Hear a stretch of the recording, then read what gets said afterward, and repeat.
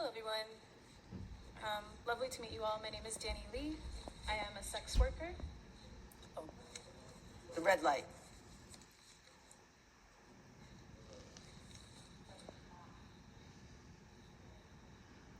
Is it on?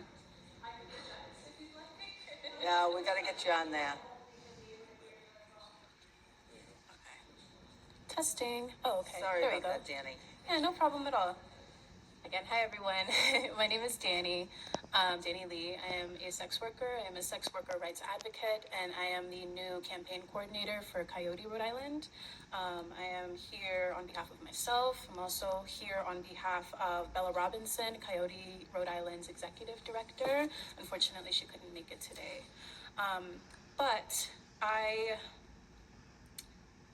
To start, I appreciate the efforts being put forth by lawmakers to support sex worker safety. I believe that an immunity law would be a monumental accomplishment for our community. However, as we bear in mind the perpetual stigma, discrimination, and dehumanization that our community faces, quite frankly, we deserve better. Immunity laws should not be further jeopardizing the safety of sex workers. Additionally, an immunity law must include protections for all sex workers under all circumstances in the state of Rhode Island. Brought a letter with me today that was written by the board of directors over at Coyote Rhode Island, which I will now read to you. We come before you today in resolute opposition to Bill H5358.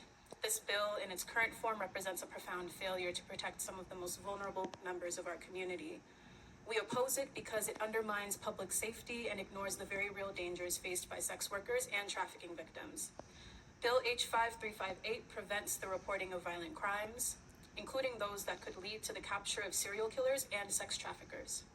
The core of our opposition lies in the bill's failure to list specific crimes for which immunity would be granted. We have repeatedly asked you to clearly outline crimes such as assault, sexual assault, robbery, kidnapping, and human trafficking, similarly to the way they were outlined in 2024's H5307 bill. Consider this. A 13-year-old girl trapped in a hotel room has been forced into acts that she cannot escape. A client who arrives expecting to meet with a 35-year-old woman is shocked when a 13-year-old opens the door. He can tell that she is a child. He is a witness to her exploitation. However, he is deterred from reporting the crime. Why?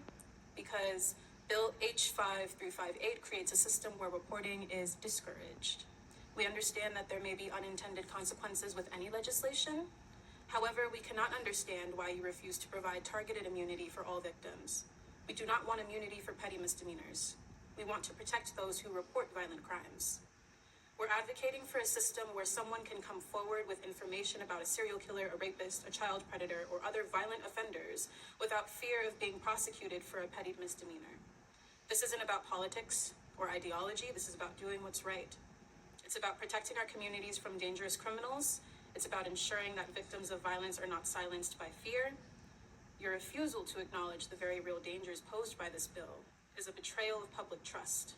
It is a betrayal of the women who were once legal business owners in this state, taxpayers, and contributors to our society. Asian massage workers in particular are now being targeted by ICE and Homeland Security. These women represent 81% of those arrested in police raids in the state of Rhode Island. This is not about unlicensed massage therapists in general. This appears to be a targeted racist attack. Within the current political climate, these women need protection now more than ever. We refuse to abandon their labor rights. We implore you to reconsider the contents of this bill. Coyote Rhode Island, alongside over 400 members of our community, demands that you immediately oppose Bill H5358. We demand that you amend Bill H5358 to include a specific and exhaustive list of crimes for which immunity is granted, focusing on crimes against persons. We demand that you take heed to the perspectives of the vulnerable members of our community. We demand that you craft and pass a new bill that mirrors the intent of 2024's Bill 7307, focusing on targeted immunity for violent crimes against persons. People's lives depend upon your empathy and subsequent diligent action. Thank you so much for your time. Thank you, Simone. Thank you. Any questions of this witness? Okay.